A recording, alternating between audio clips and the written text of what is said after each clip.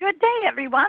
On behalf of Cambridge Health Tech Institute's Breakout COVID-19 Global Web Symposia Series and our sponsor, Sino Biological, I'd like to welcome you to Engineering Optimized Anti-SARS-CoV-2 Antibody Therapeutics. My name is Elizabeth Lamb, and I'm the host and technical director for today's event.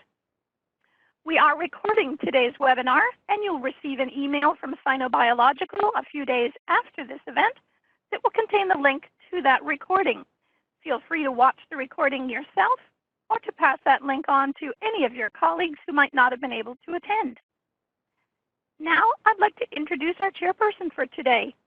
She is Aishani Atresh, computational immunoengineer with Distributed Bio Incorporated. Welcome, Aishani. The webinar is yours. Thank you, Elizabeth, for the introduction. And hello, everybody. My name is Aishani, and I will be moderating this session today. First, a quick introduction for all of our speakers. We will start with Dr. Yuning Chen, R&D Manager at Sino Biological. From the Distributed Bio side, we have Jack Wang, Senior Scientist at Distributed Bio, Sharad Darikia, Senior Scientist at Distributed Bio as well, both of our co-leads on our anti-SARS-CoV-2 antibody engineering program.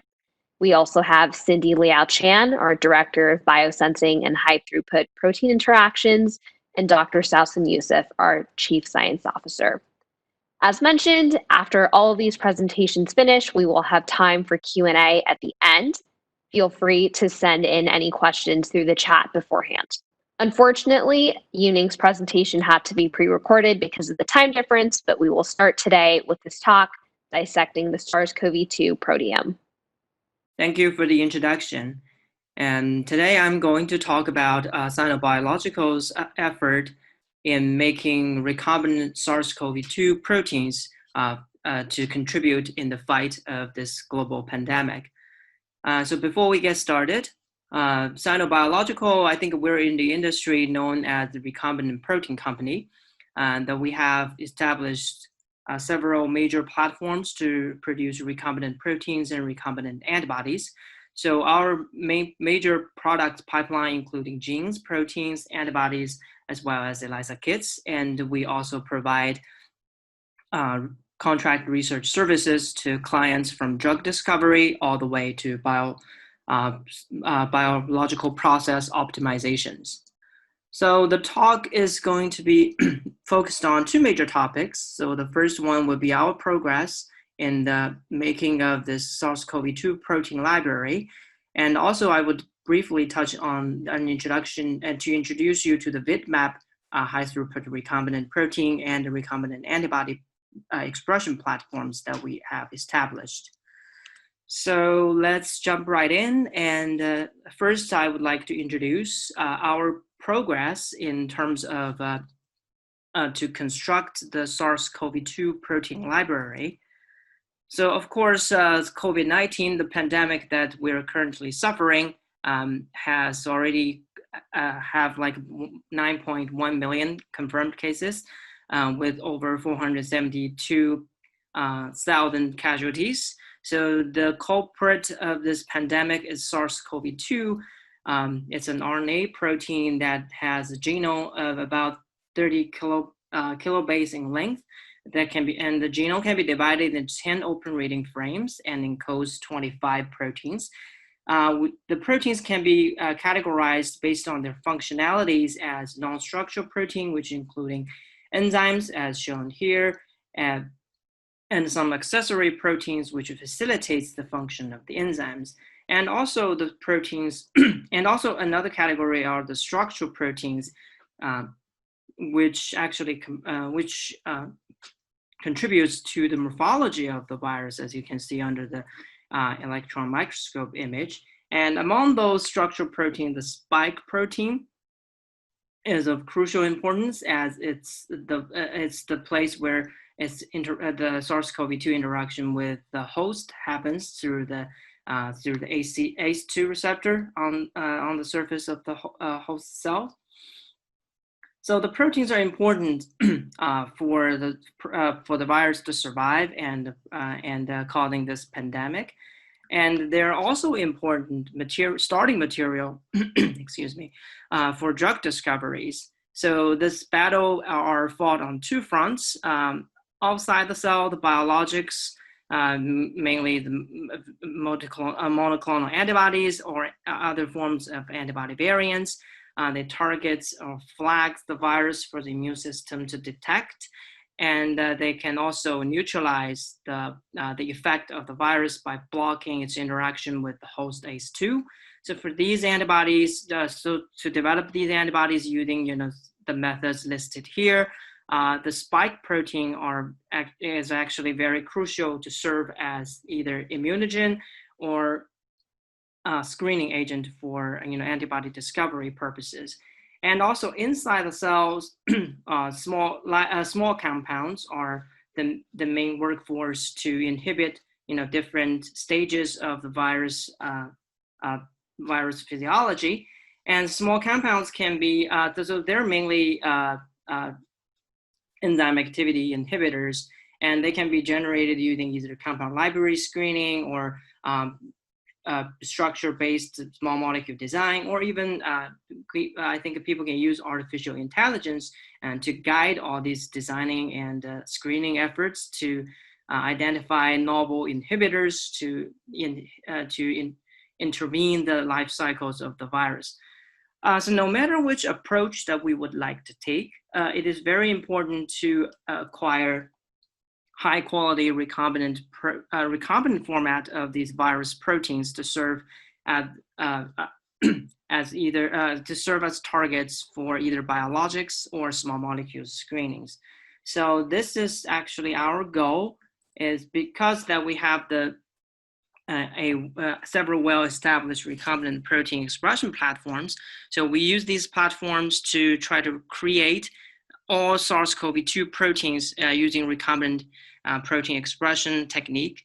So far, as indicated in this graph, we have expressed several major enzymes of the SARS-CoV-2, as well as some non-structural proteins as well. And for the structural proteins, we have used the insect or E. coli system to make the nucleocapsid protein. And we did a very extensive interrogation on the spike protein using either HEC293 system or the insect system. So for the S protein, we made either the full version of the ectodomain, or we divide the protein into the S2 domain, S1 domain, and the receptor binding domains. So both wild type and the mutant RBDs or S1s has been made as well to enlarge our protein library. And in the meantime, we also produced a lot of proteins from other strains of coronaviruses so that they can be used as controls. And with that, with everything, we have formulated a Sinomium, which is a chip that can be used, that is coated with various proteins from upper respiratory viruses, and they can be the chip can be used for fast screening of patient samples to identify which viruses they have been contracted. So. So I would like to focus on the spike protein in this talk, which I think is one of the most important proteins on SARS-CoV-2. So since the publication of the SARS-CoV-2 genome, Sino Biological has successfully produced the receptor binding domain in the recombinant format at the end of January, at only like 12 days after the publication of the reference genome. So the RBD enables a structural studies between its interaction with ACE2. The study was published in Science earlier this year. And it also enables us to generate a anti-RBD, a rabbit monoclonal antibody, which shows good RBD specificity, as it shows good SARS-CoV-2 specificity, and also neutralization activities. So I think the virus, because it's an RNA virus, so it's constantly changing. So it has a relatively high mutation rate, and the mutations in the RBD domain or in the S protein in general could sometimes be problematic. especially for the efficacy of therapeutic antibodies or for the accuracy of diagnostic antibodies. So with that in mind, we started to track the changes essentially that happens during the course of this pandemic of the past few months. And we discovered that of course, based on literature, the mutations mainly, there's a group of mutations that happens in the RBD domain, and there's also one mutation, the D614G, that is in the CTD of the S1. So we make all these constructs in recombinant protein format, express them in HEC293, and in order to evaluate the impact of the mutations to the binding efficacy of the ACE2, we analyzed all these protein constructs using ELISA format assay. So for the D614G mutant, it did not change the binding affinity towards ACE2 that much, which was not a surprise, considering its position that is relatively far away from the receptor binding domain.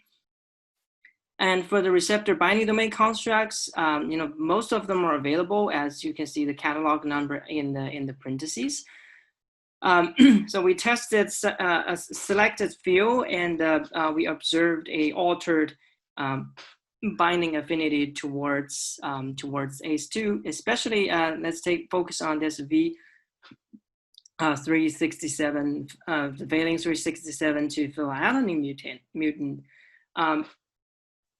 The ELISA analysis indicated that it showed an increased binding affinity towards ACE2. This result also collaborated with the results published in a previous publication as well.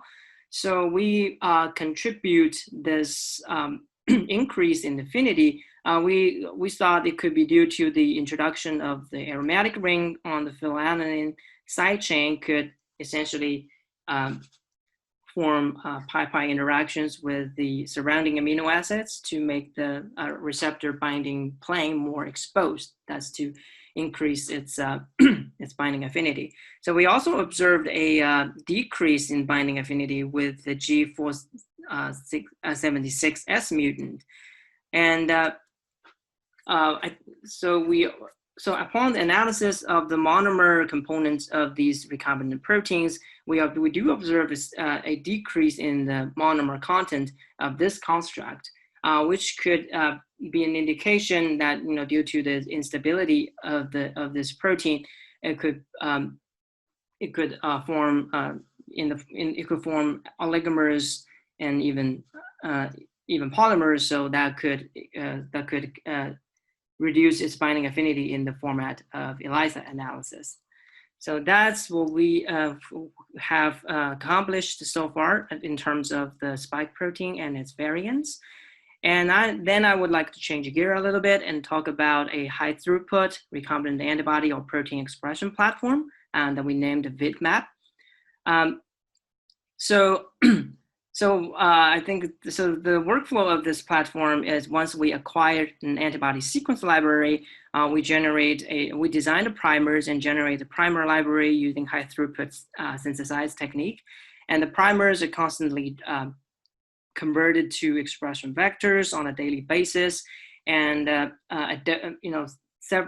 few, in this case, several vectors are transfected to the HEC293 culture array, and after 1 week of culture, the proteins are extracted by purification methods, and they're sent to the clients for validation. And once the candidates are selected, we can move on for scale-up expression.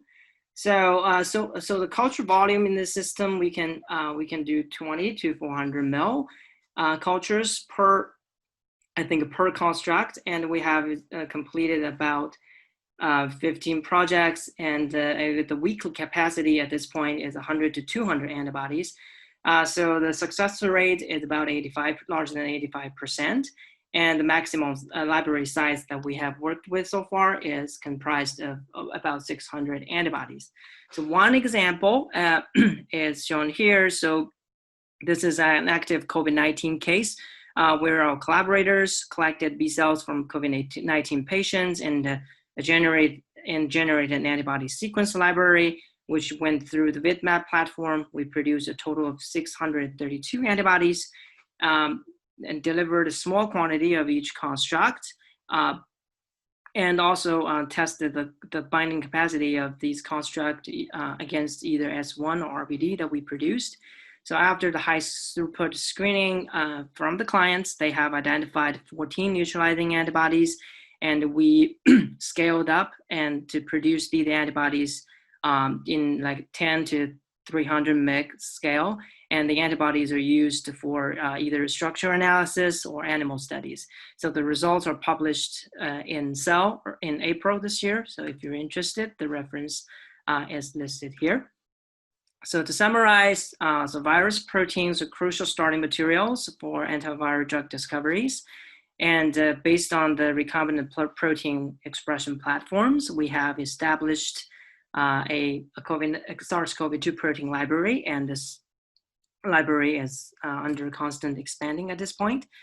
And a collection of the spike mutants has been produced, and we observed some fluctuations in their binding capacity against ACE2. And last but not least, the VitMap high throughput platform is very useful to efficiently generate recombinant protein or recombinant antibody libraries. So with that, I would like to conclude this talk and acknowledge all the scientists and technicians in the company for all the work they have done. Thank you for your time. And if you have any questions, I would be happy to answer them via email. Thank you. Next up, we have Jack on RBD engineering and antibody discovery by yeast display. Hi everyone, my name is Jack. I'm currently a senior scientist here at Distributed Bio and Centivax. And today I'm going to talk to you about our efforts on creating an antibody-based drug for anti-COVID-19 therapy. Specifically, my section will be about the RBD engineering as well as the antibody discovery platform that we have here in Distributed Bio. So to kind of kick out the topic, I would like to give a brief background of the structure and the architecture of the COVID spike glycoprotein. Like many viruses such as HIV and also other closely related coronavirus, the surface of these variants are decorated heavily with these glycoprotein. And in the cases of a coronavirus of the current strain in 2019 and 2020, the spike protein can be separated into three main regions. So in the extracellular side, there's this S1 subunit spike that contains the RBD, receptor binding domain, which is essential for infecting for cell entry, as well as the junction between the intracellular domain to the transmembrane, which is S2 spike, which is essential for the cell entry upon anchoring onto the cell membrane. So it's mainly hydrophobic patches that facilitate the variant entry post-contaction with the RBD domain. The remainder of the structure is pretty similar to a lot of transmembrane domain, which is containing a slightly hydrophobic heptide repeat leucine-rich transmembrane region, as well as a short intracellular region in the cytoplasm. Something really interesting come out is that in the second references here for the PD structure, people look at the whole spike protein in EM microscopy, and they found that there were primarily two conformations that was observed. One that is closed conformation showing on the left, and then an open conformation showing on the right. You see, comparing these two structures, the only shift in the conformational change is really the RBD that's highlighted in purple and red. And that subtle change is only resulted in about 0.7 angstrom, which is really subtle. But what's more interesting is that when you actually look at superposition of the RBD in complex with the ACE2 crystal structure overlapping with the EM structure, you see that the RBD that is complex with the ACE2 is actually overlap really well with the open conformation, Whereas if you're trying to actually superpose it onto the close conformation, you saw some steric hindrance of the ACE2 approaching the RBD. This suggests that a lot of these entry of the interaction between the virus into the cell mediated through ACE2 has to be in the open conformation. So in this case, that kind of gave us two overarching goals at the Receptor to come up with a rapid solution for anti-COVID antibody therapy. First of all, instead of trying to make a trimer spike protein, which could be challenging at risks in a short amount of time, we started to decide that we will narrow down into the epitope selection surrounding only the RBD domain, since that's also common through the distant cousin of the coronavirus in early 2000s. Secondly, we decided also to focus on this domain for the fact that we have observed antibody that's already a neutralizer in the early 2000s. And therefore, with our antibody discovery platform and optimization, we'd like to see if those already neutralizing antibody could be used to generate variants of antibody that could be combating for this new version of coronavirus and still be useful as well as potent as what they used to be in the early 2000s with a different strand. However, given the homology between the RBD, between the most recent coronavirus versus the other coronavirus strain and also MERS, the chances of those neutralizers that's binding to them is low. Yet we believe that with our antibody technology, we're able to make it happen and also make it as potent a neutralizer as possible.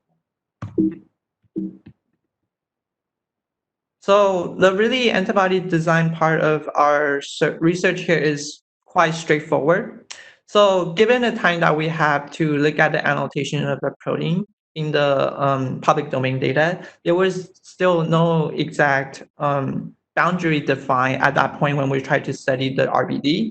Therefore, we use homology modeling of the previous coronavirus structure to help us identify the actual RBD that could be annotated for the most recent COVID-19 protein, spike protein. So we generate a couple different variants, including Fc dimer fusion fused with the Abby tag, and also monomer version of both the most recent SARS variant, the past SARS variant from the early 2000s, as well as MERS, to check whether or not our antibody could be a potential crossing to all coronavirus as a broadly neutralizer, or just specific to the new coronavirus. On the right here, showing here is the characterization of the biochemical and biophysical characterization of one of the monomer. Here, showing here is a new coronavirus strain with the His monomer in SEC profile as well as SDS page gel. They look about 90% monomeric pre-SEC, and that allows us to kind of pinpoint the actual folding of the RBD on gel and both on the physical solution. When we actually look at the validation of the RBD interaction against some of the already known binder antibody as well as ACE2, we saw that for the new coronavirus, it binds pretty significantly toward ACE2, human ACE2 ECD, as well as a already known non-neutralizing anti-SARS-CoV-2 antibody, but not to any other anti-SARS-CoV-1 or 2 antibody or the off-target. And when we look at the SARS-1 antigen that we have generated against a panel of different antibody and also the ACE2, we saw that the one that binds to the most current coronavirus antibody still remain bound, as well as the neutralizer of the early 2000 SARS-1 variant, and also the ACE2, but not to the off-target IgG. So that gives us confidence that the antigen that we have produced is working functional and also could be potentially used for mimicking the actual surfaces that's on the surface particle. So at Distributed Bio, we are the expert of phage display engineering, the antibody engineer. And so we utilize a lot of the technique borrowed from the old time where we use phage display and also antibody display to help us narrow down the pools of antibody that could be used to identify high affinity binder and neutralizer. Showing here on the left and right are the two platforms that we have, a phage display scFv as well as a yeast display scFv platform that help us to narrow down the actual clone that could be used. And then on the right here is showing the FACS plot of the selection for sorting for the yeast display platform, where in successive enrichment of the different round with decreasing amount of concentration panned against the bioattenuated COVID-2, we saw the enrichment within successive round from round 0 to round 2 with significant amount of enrichment in clonal population. With that, I would like to introduce for what we're going to talk about in the next couple of minutes in terms of the topics, and then my colleague who are heavily involved in all these different topics. So Shara is going to be talking about the overall construction of our unique approach of using a neutralizer that's against the early 2000 SARS variant, and try to use what we call Tumbler platform to help us narrow down and build the construction of scFv that can be fine-tuned for the epitope as well as affinity maturation.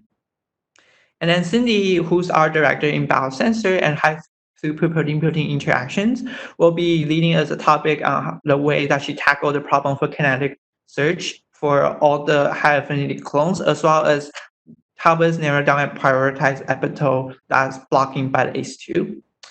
And then lastly, our CSO, Selson, will be talking about a lot of the in vivo and in vitro validation by neutralization as well as in vivo animal study to help us select the antibody that can be used for future clinical development.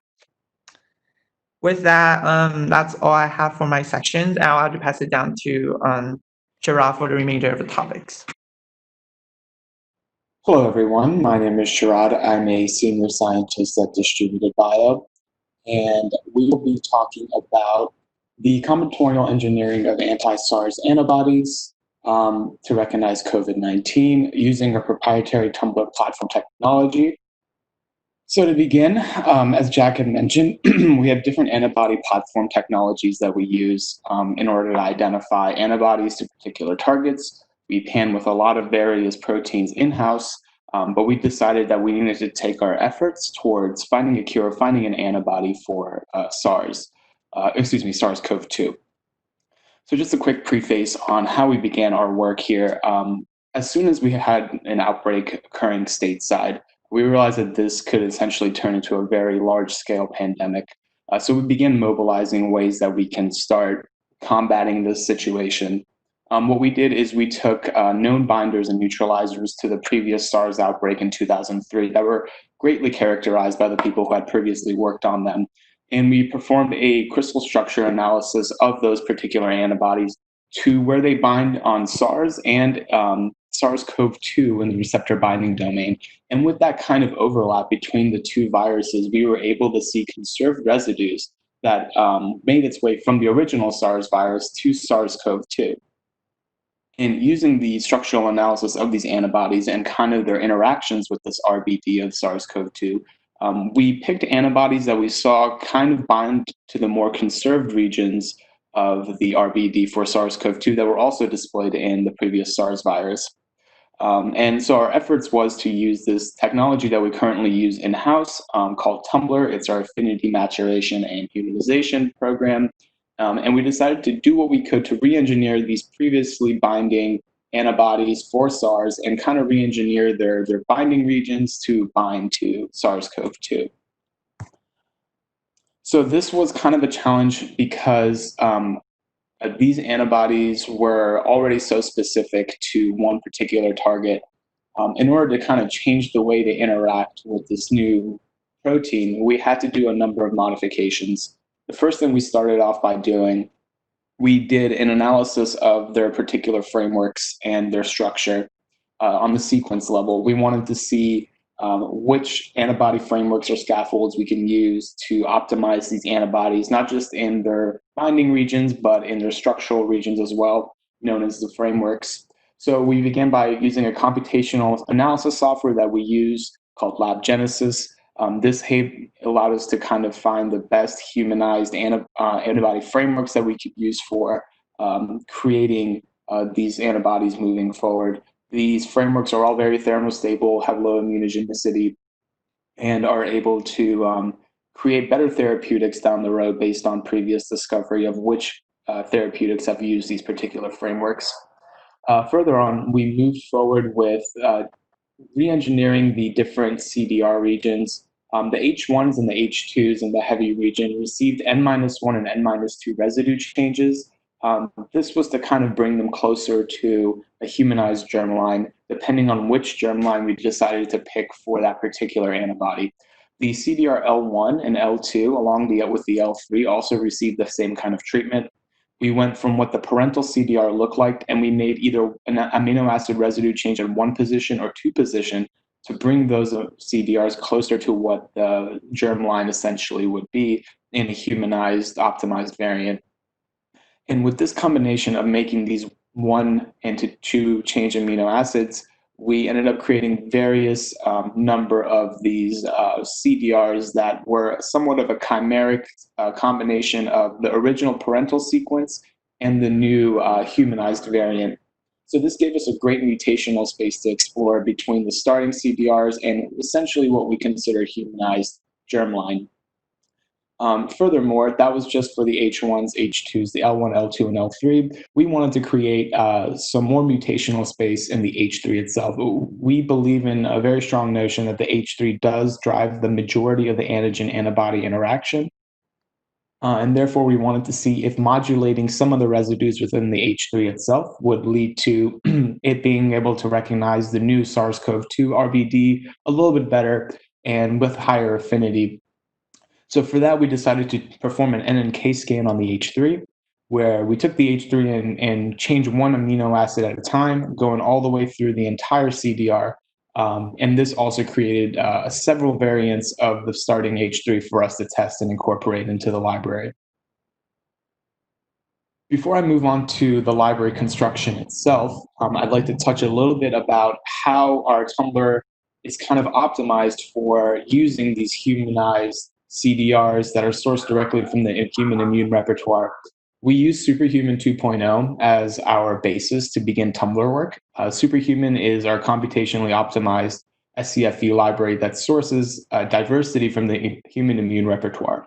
And we do this by, getting donors who provide their blood, isolating PBMCs, and taking the CDRs from the naive and the memory compartments from those individual donors. We believe the naive compartments have higher CDRH3 diversity, but lower CDRH1 and H2 diversity. And subsequently, the memory compartment has a lower CDRH3 diversity, but has much greater CDRH1 and H2 diversity.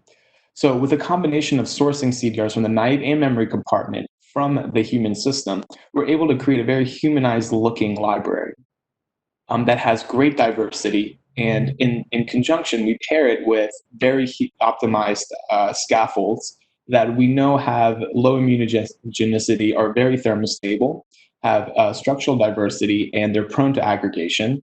And as well as being in some therapeutics that have already gone through phase 1s and phase 2s. So we know that in the downstream that they can work as therapeutics. So in Superhuman, we have 4 heavy chain frameworks and 4 light chain frameworks that we believe are the optimum way of creating antibodies. And within those frameworks, we incorporate the CDRs that are specific for each of those germlines. Therefore, we get billions of antibodies that are predominantly in frame, have great H1, H2, and H3 diversity, but on the other hand, they also have great VK diversity as well. And essentially, we dope in this diversity from Superhuman, because we know it has great humanized diversity, into the tumbler library that we use to create these SARS-CoV-2 antibodies. Because not only do we want those kind of changed CDRs, those chimeric CDRs that I touched about previously, we also want to include new humanized CDR diversity as well to see what kind of extra mutational space, what kind of extra diversity space we can explore with these new antibodies.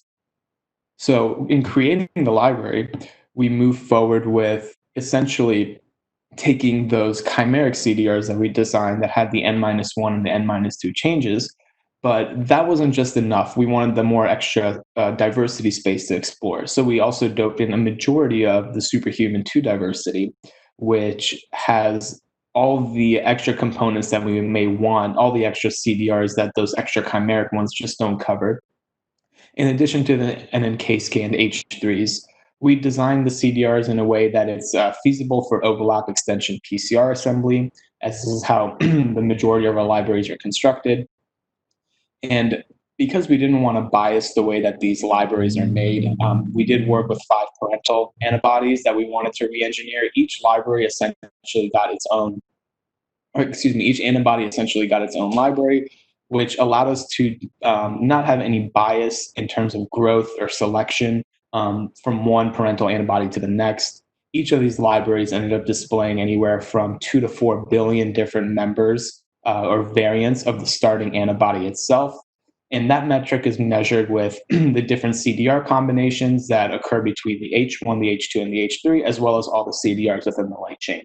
So those kind of shufflings with all the different CDRs allowed us to get a very diverse library pool for each antibody. And not only are they diverse within the sense of the CDRs, they are also optimized in the sense that their frameworks are now much more thermostable, and they have better fitness, and they're much more lower immunogenetic, allowing us to think that we have a way to a better therapeutic down the road, where we don't have to perform any extra optimization on these antibodies because they're already in such great frameworks that we know will work if we do happen to go to clinical trials or human testing. Furthermore, we decided to QC our libraries.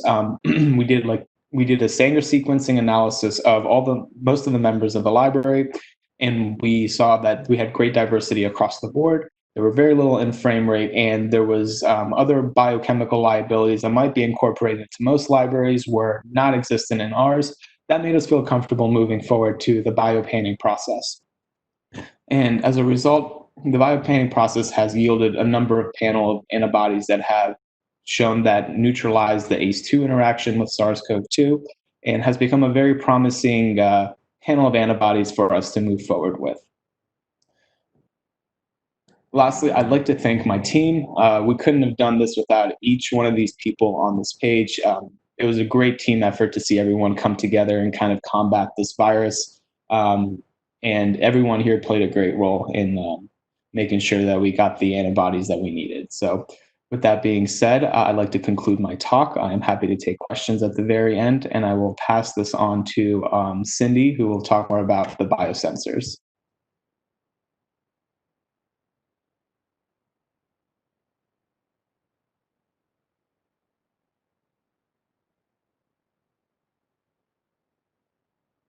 Hi everyone, my name is Cindy Liao Chen, and I am a director at Distributed Bio. The topic of my talk is on the role of biosensing in anti-SARS-CoV-2 therapeutic discovery and development.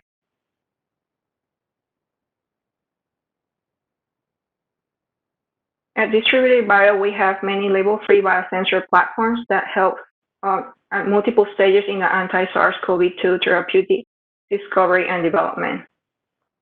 We have two for the BioAttach HTX that uses the biolayer interferometry technology, and a Cartera LSA and a Viacor 8K that uses the surface plasmon technology.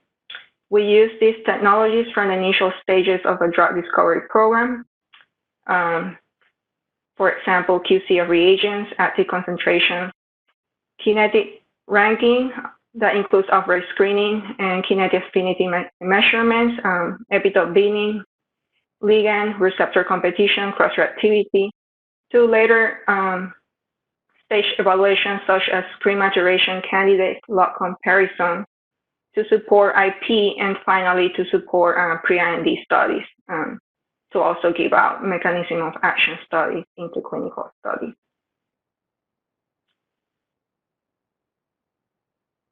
There's two common label-free biosensor technologies, the biolayer interferometry, also known as BLI, and the surface plasmon resonance, also known as SPR. These can be used to monitor the binding of proteins and other biomolecules to their partners in real time without requiring any labeling, for example, fluorescent tags for detection. In BLI, a layer of molecule is attached to the tip of an optic fiber. When molecules are added or attached to the tip, it creates an interference pattern at the detector, and so any changes in the number of molecules will cause a shift in that interference pattern, which is detected by a spectrophotometer. In SPR is similar, where you have a gold layer attached to a prism and an aqueous layer. Here you're basically detecting changes in the refractive index in the immediate vicinity on the surface layer of the sensor chip from a plane polarized light that is side surface plasma. The SPR angle shifts, in this case, in the diagram from 1 to 2, when biomolecules bind to the surface and change the mass of the surface layer. So SPR is seen as a dip in the intensity of the reflected light at a specific angle of incidence. So this detector continuously records the positioning of the reduced light intensity and then calculates an SPR angle. So any changes in this angle can be monitored in real time. And this can be plotted as a resonance signal, which is proportional to the mass change versus time. We typically QC proteins produced in-house or obtained commercially by BLI. Here is showing the QC of our SARS-CoV-2 yeast and FC tag that were generated in-house for uses such as panning and screening. In QC, for panning, we are interested to know that the antigen has its tag intact, so it can be captured by the magnetic bead during phage panning. And also, we want to make sure that the antigen is active. So in the diagram on the right is a sensorgram output where it's showing that our antigen is being captured by the tag. In this case, on the diagram on the left, you have a struct having sensor, and then the antigen has a biotin. So we're capturing by the biotin. And then this is followed by binding to a control antibody that binds or a ligand that binds to SARS-CoV-2. In this case was ACE2. So that's showing that an increasing signal, the antigen is active and is binding. For QC, for screening, to be able to obtain kinetics and affinity, you want a one-to-one interaction. So when there's binding partners where one is multivalent, you want to have the multivalent partner on the surface of the tip and the monovalent as analyte in order to measure that one-to-one interaction. This is an example of the sensorgram output from that tag, where you see an association and then a dissociation. And when this binding curve is fit with a one-to-one Lemur model, you can obtain dissociation and association rates and as well as affinity. With distributed Tumbler and superhuman 2.0 technology described by Chirac earlier, thousands of clones were generated by panning against SARS-CoV-2. These clones were expressed as scFv in periplasmic bacterial extract with an anti-B5 tag, which can then be used to be captured with an anti-B5 antibody and screened for binding against SARS-CoV-2. With the Forte Bio we screen a subset of clones from each panning, and representation is in the top of the output of an octet HDX.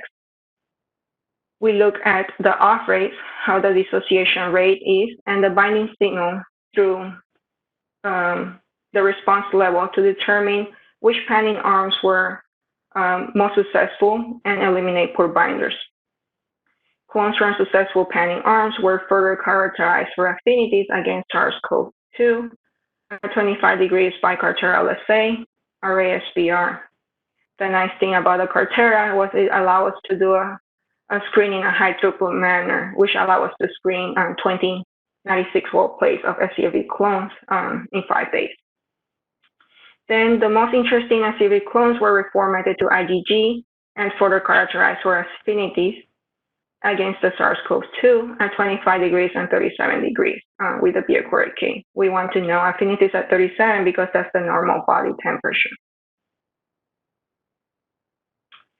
Biosensor allows for rapid analysis of cross-blocking antibodies or epitope binding and for competition analysis against receptor or ligand. We were interested in understanding whether our antibodies block the SARS-CoV-2 ACE interaction.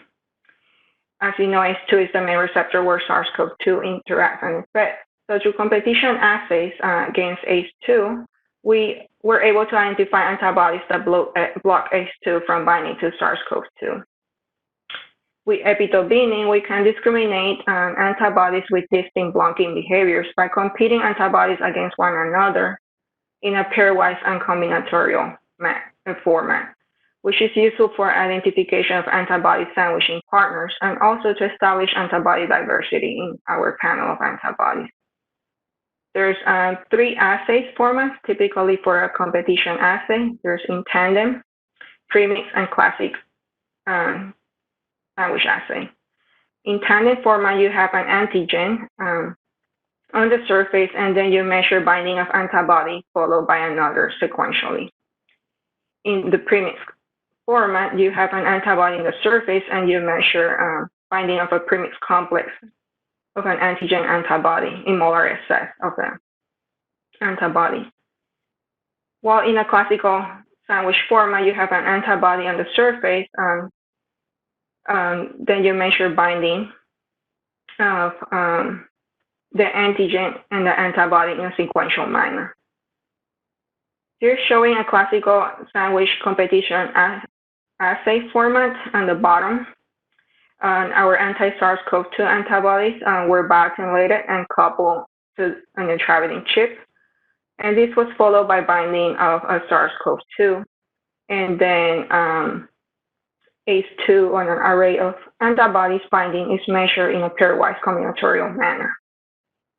An increase in signal response means that the 2 antibodies or the antibody and the ligand does not compete for binding. And they both bind to different epitopes, while a negative signal means that they compete for binding and binds to the same epitope in the SARS-CoV-2. So then you can generate a matrix as seen in the bottom right corner of blocking and unblocking data for all antibodies and categorize the antibodies into epitope beams. In summary, biosensor technology played an important role during the screening and discovery stage of our SARS-CoV-2 drug therapeutic program to select the most interesting clones and to further physically characterize our lead candidate. In our discovery process, we identify high affinity antibodies that against SARS-CoV-2 that also blocks the ACE2 and SARS-CoV-2 interaction. This is all I have in my section, and I'm happy to take any questions towards the end. Now I'll pass it to our CSO, Sausan Youssef. Hi, everybody. My name is Sausan Youssef. I'm Chief Science Officer of Distributed Bio. And today I'm going to touch base on the functional assays to test the potency of our anti-SARS-CoV-2 neutralizing antibodies, both in vitro in the dish and in vivo in animal models. Just a brief introduction that kind of relate to the final product of the antibody. So we are talking about SARS-CoV-2 that causing the COVID-19 pandemic, which is a severe acute respiratory syndrome, coronavirus 2, as it's called. This receptor enter the at least the target cells in the lung, the epithelial cells in the lung, through a mechanism of spike ACE2, including the RBD domain of the spike that binds the ACE2 and infiltrate into the cells. Having the ACE1 and ACE2 pathways on these cells and manipulating via this virus, the ACE2 leads to activation, at least supposedly activation of the ACE1 on this pathway, this pathway causing acute inflammation and injury and damage. That could correspond to somewhat what we see in these patients, and accompanied with an inflammatory immune response. So we know a lot of companies are doing a massive effort to generate vaccines and therapeutics including monoclonal antibodies. And here at Distributed Bio, we are working on monoclonal antibodies.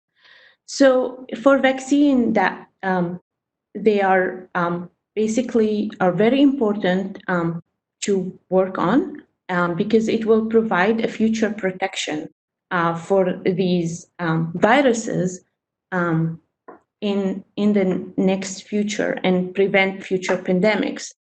But right now we need immediate therapeutic, and antibody seems to be a very good solution for that, as known for blocking other viral pandemics like Ebola and dengue, etc.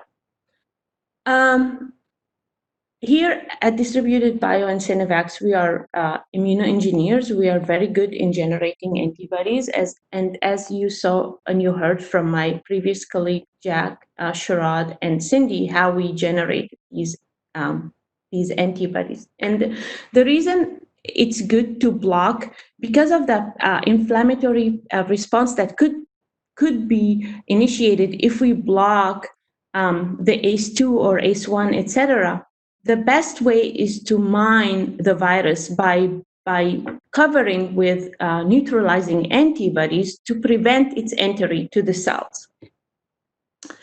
And so in this part, we have chosen already our panel of antibodies that seem to block by Biosensor. And we already, my colleagues had showed you already that from generating these panel, we covered from the SAV, the potency, the high affinity, the thermostability, the immunogenicity, and that's what our platform does. So we recovered all of this. And what we will do in making this antibody as potent as stable is basically manipulating the backbone of these antibodies to extend half-life and prevent antibody-dependent enhancement, because we need to make sure that we do not increase any inflammatory response but block it. And there are ways to do that eventually we will you will read about it in our publication that is coming online very soon. So just to take you through the discovery pyramid, as I call it. So as Jack and Sharad have talked to you about the library built and discovery, so we got from billions of clones to 1,000s to 100 by panning and characterization and sequencing. Then Cindy's role is to go take these hundreds and thousands of clones and minimize them by identifying the right clones that bind the RBD and the blocking of ACE2 to hundreds to tens. And then we all went and Sharad and Jack and Cindy and reformatted those candidates, the hundreds of candidates, into a full IgG backbone. And then we screened them again by confirmation by sequence and screen them again by biosensing to make sure they still block and bind. And there where my role comes, and we generated massive amount of antibody to send to our collaborators to run the in vitro and in vivo studies, which I'm gonna talk about shortly. And moving forward, I will discuss how we're gonna go very briefly into manufacture toxicology and finally first in human.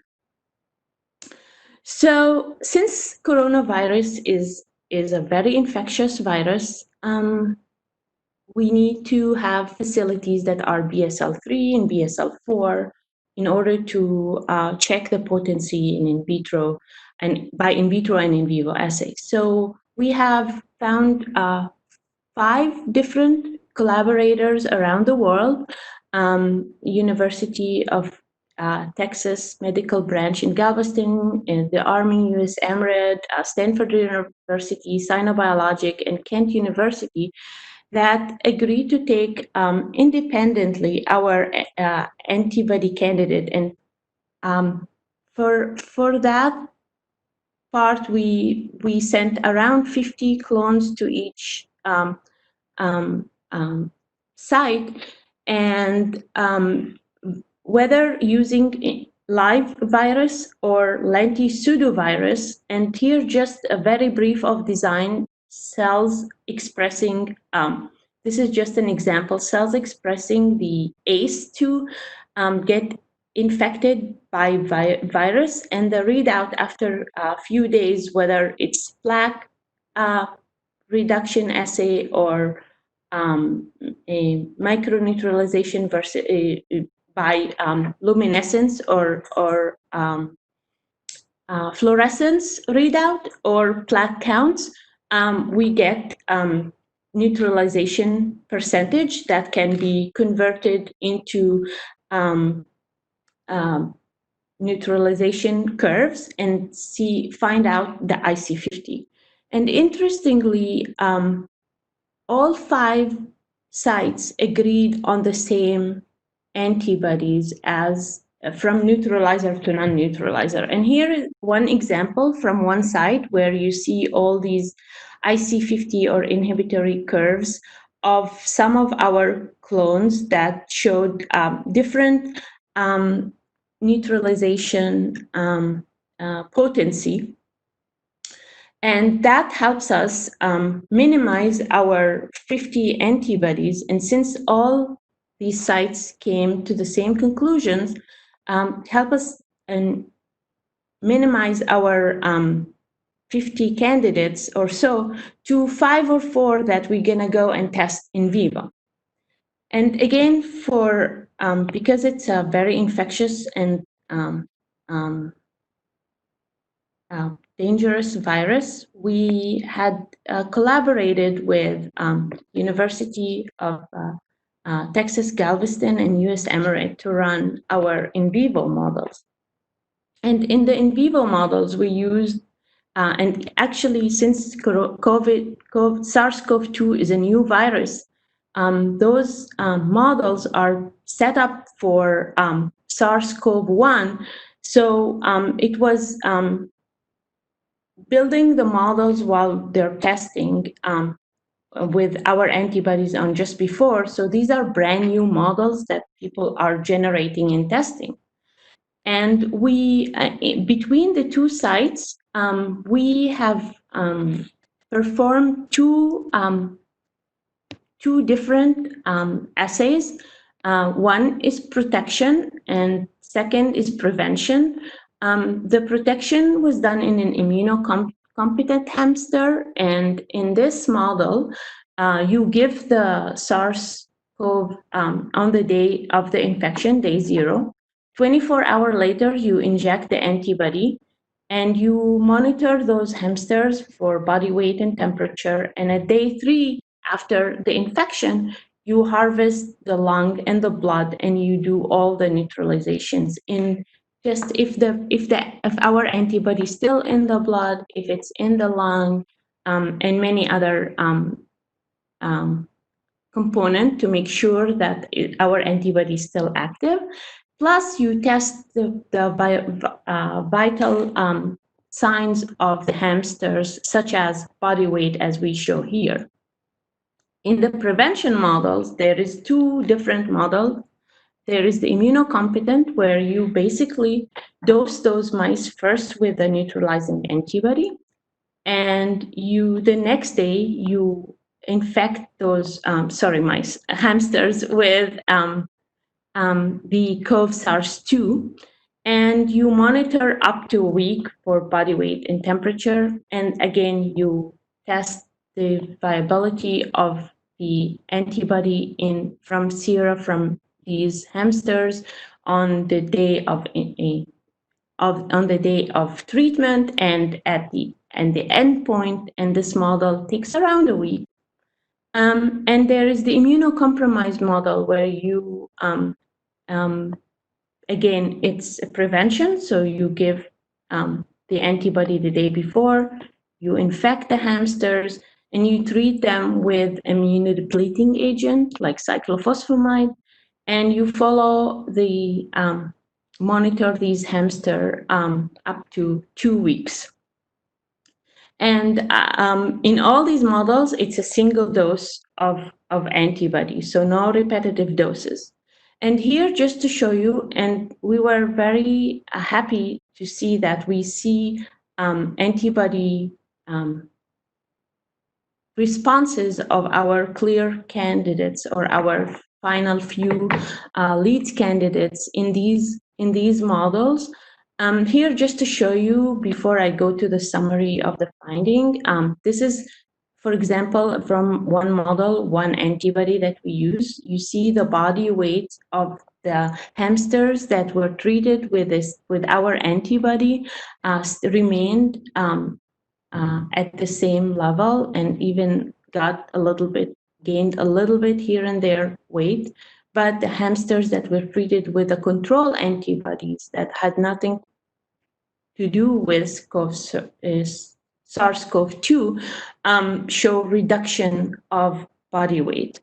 And just to show you also counts of infiltrates in the airway from another model, and you can see that 3 days post the infection, you see that the antibodies have reduced the percent of infiltrates, of cell infiltrates into the lung of those hamster, indicating that our antibody functionally, our antibodies are active or functionally in vivo.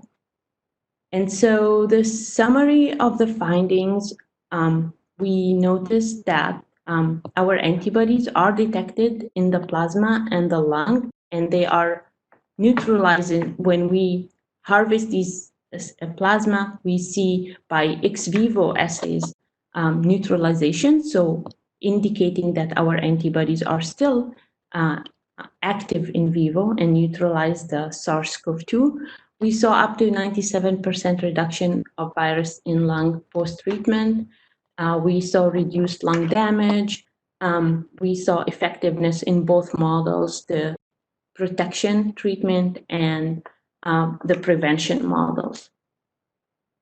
And with that, I'm going to go to what's next. So right now, we are in parallel going into choosing the lead candidates. We are going into manufacturing, toxicology, clinical protocol design and preparation for filing or regulatory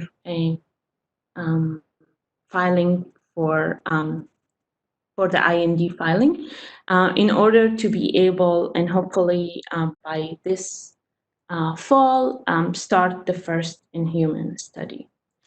And I have to say, these are very intensive processes that are interconnected, and all of this are going in parallel.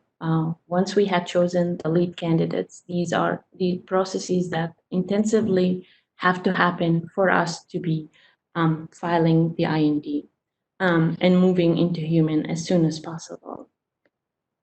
Here, I just want to end with our team and collaborators. I have to say that everybody in this slide had contributed for whether it was direct or indirect to this program, because this program was very, very fast and furious.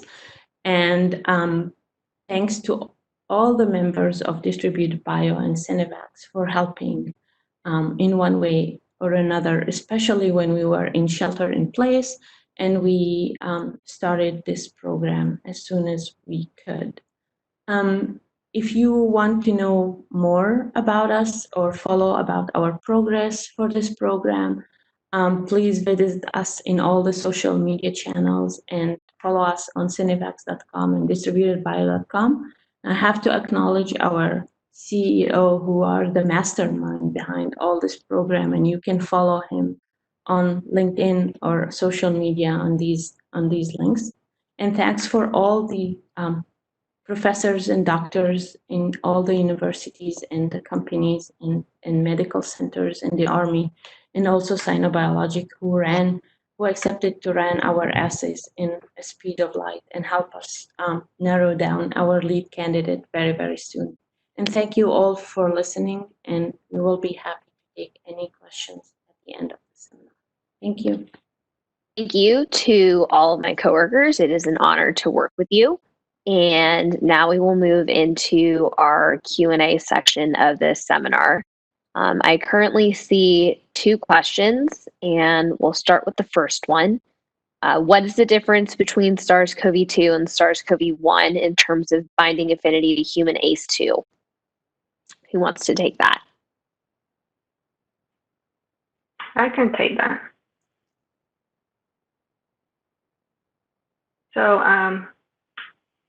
so the difference between the SARS-CoV-1 and SARS-CoV-2, what we have observed in other groups, laboratories and other institutions, is that the affinity for ACE2 for SARS-CoV is much weaker compared to SARS-CoV-2. That's why we're unable to use antibodies that were used for SARS-CoV as a neutralizers for CoV-2. They're about 20-fold difference, between 10 to 20-fold difference. All right. Next question. In patient immune responses, what % of generated antibodies are actually neutralizing or blocking? Who wants to take that? I can take that. So it depends on the patient and the profile that it's all relative to their own immune system. Yes, we do generate neutralizing antibody, but also it depends on the patient or the subject disposition of what is allotypes they have in their body and how strong their immune system can generate the antibody, and to what part of the antibody or the antigen or the SARS-CoV-2 these antibody generated. That's why they take a lot of convalescent serum and they try to isolate those antibodies and check them in vitro for neutralization in order to find those neutralizing antibodies. So it depends on the person and their own immune system and genetic disposition of these people. So. All right. One more question has come in.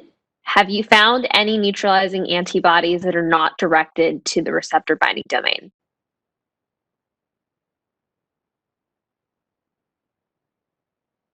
So I can take that as well. So since we have already skewed our library screening to the receptor binding domain, so we anticipate so all our antibodies will be directed to the RBD, and those actually were the antibodies that have showed potency. But for example, if we pick, as I said, from convalescent serum, or if we direct our screening to the whole spike, for example, we might find antibodies that could neutralize without binding the RBD domain. But this is a tricky question because, as we mentioned and my colleague mentioned,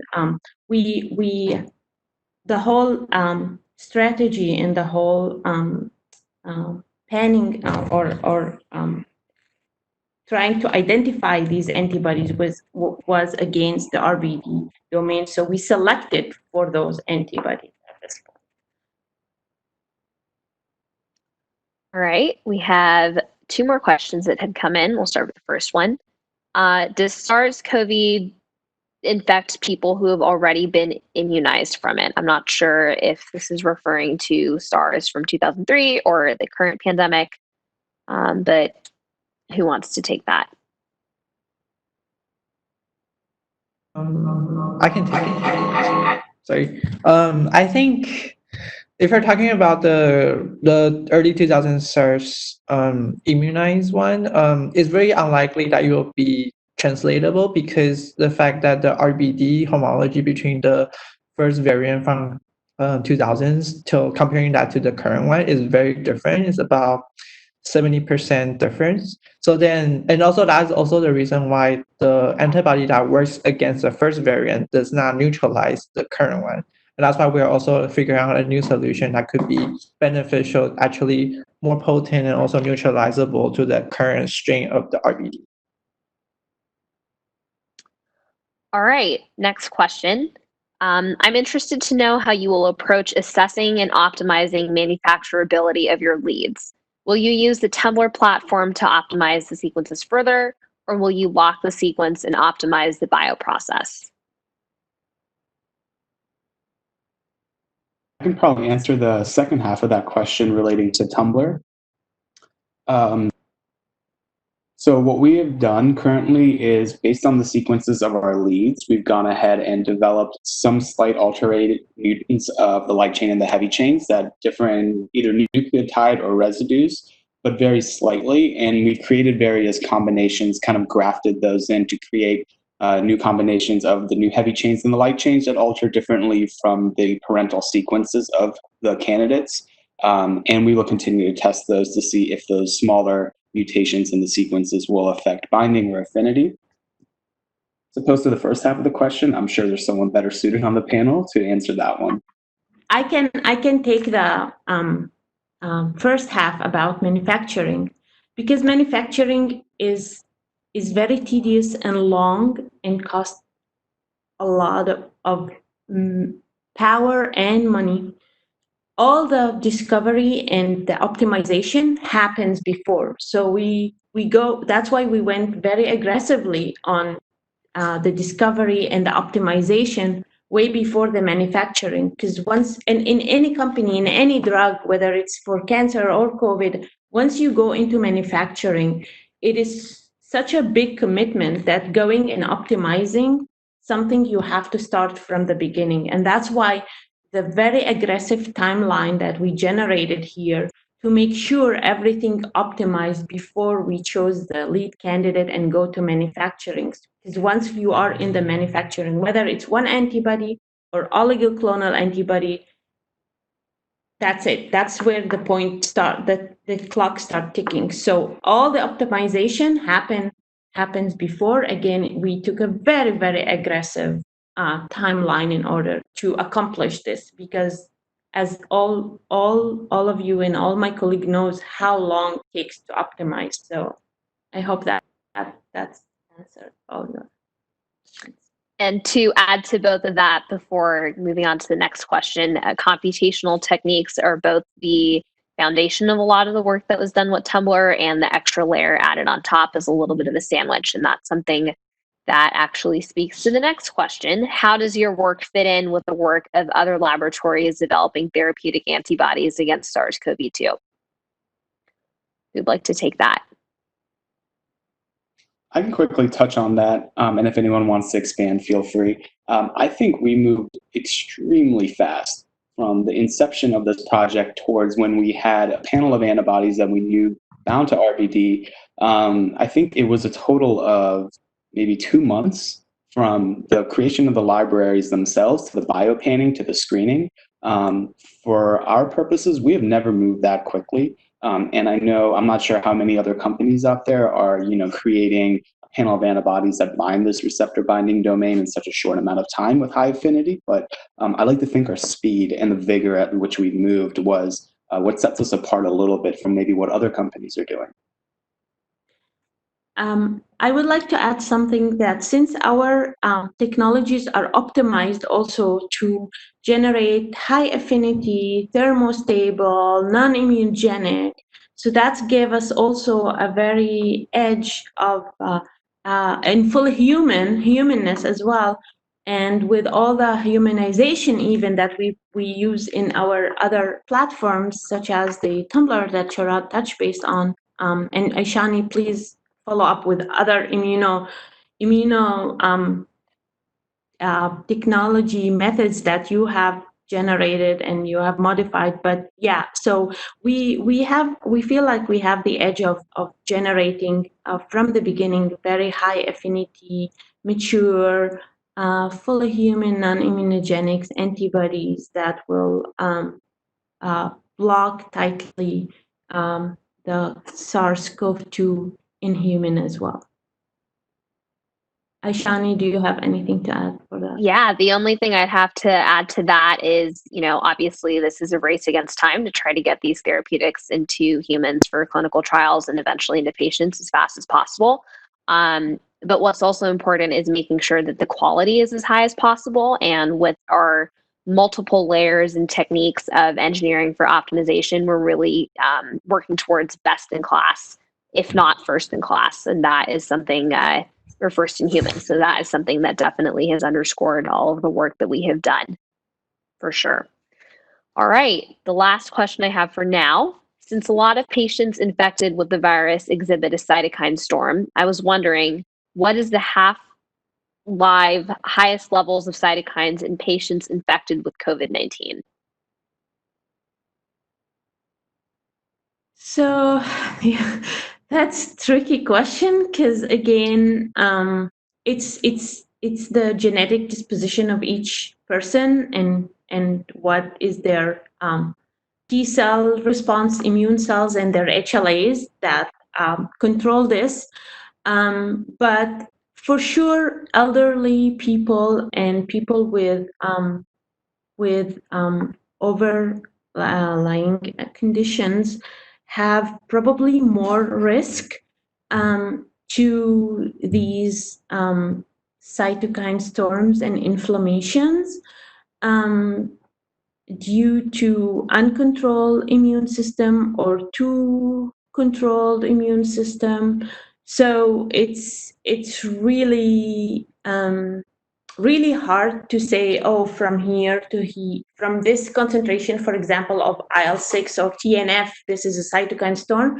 You have to follow the phenotype of the patient. If they have really high fever, they're really sick, they can breathe. Of course, they draw blood. They ran these panels very easily. There is multiplex panels that you can run and figure out if it's a cytokine storm. But to tell you from concentration to concentration, it's really hard because, again, we are different. We are exposed to different environment. We have different genetic coding information. So it's very hard to say, okay, it's all the phenotypes that generate the cytokine storm to include. And there was a good article in the New York Times yesterday with respect to IL-6 inhibitors that might be good to check out as well for more on that. Next question, one more came in. Can you elaborate on the strategy to reduce risk for ADE, antibody-dependent enhancement? Which receptors are triggering ADE? Do you confirm in vitro or in vivo that ADE risk is reduced? If so, how? So how I'm just gonna say we will modify the backbone of the antibody to prevent binding those receptors, and those receptors is called Fc gamma receptors that are available on our part of our immune system, like macrophages, B cells, dendritic cells that can enhance innate immune response. I will leave it for you guys for the future for revealing what we are talking about, but we are making sure that our antibodies are they lack these function. We will do it in vitro in cell culture and by biosensing, by testing if those, and Cindy can elaborate more on that, by testing if those antibody therapeutic will bind these Fc gamma receptors that induces these antibody enhancement. They are Fc gamma receptor 2 and 3 mainly, but yeah.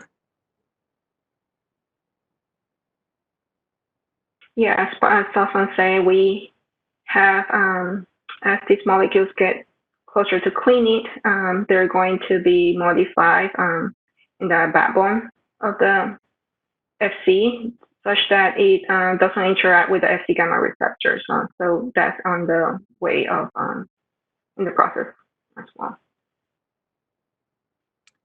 One more question. What is a scientifically realistic timeline for a monoclonal antibody to be available for real herd immunity?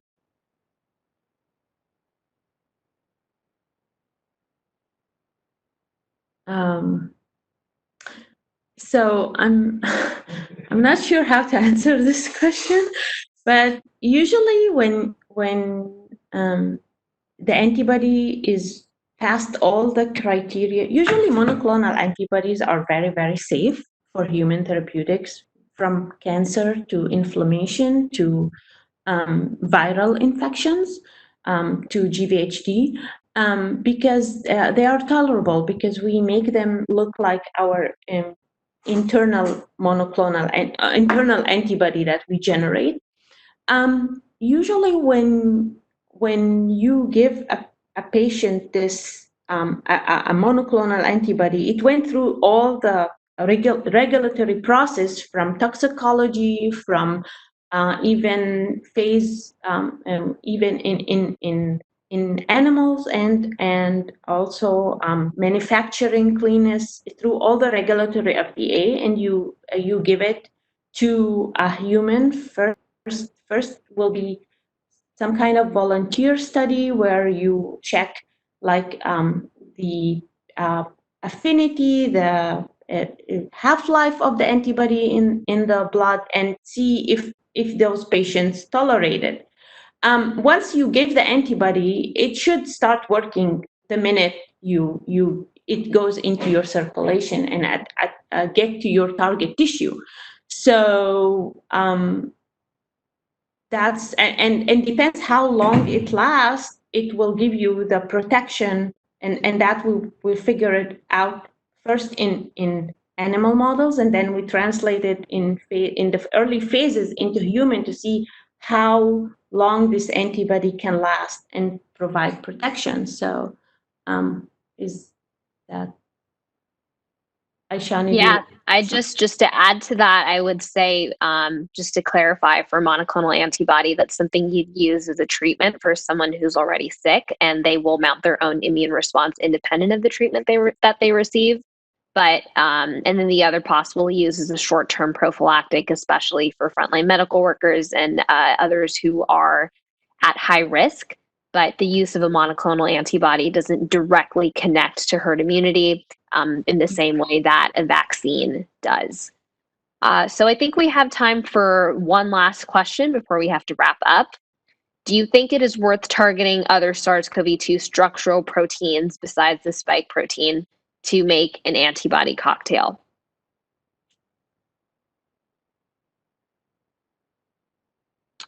Who wants to take that? Somebody else. I don't want to. I want to keep. Okay, I can start, and you guys can elaborate more. So the thing with SARS-CoV-2 is still unclear completely what is the mechanisms of entry. We know one of them is ACE, RBD ACE2 spike, but we all the time there are new studies that appear. Whether we still need to take them in a grain of salt until we verify ourselves. We are studying this virus as it goes, because it's a new virus. We have to learn a lot about the virus and how it interacts with our cells in vivo in our bodies, regardless whether it's lung or brain or kidney. Or so there is still a lot unknown, and there is still a lot to learn, and we need to look at all what's been presented to us and check. We know from our studies that ACE2 does play a role in preventing the entry in vivo and in vitro protection. So we know that this is similar to the original SARS CoV-1 or SARS-CoV. Yeah, I wouldn't be surprised that there might be other mechanisms, and yes, eventually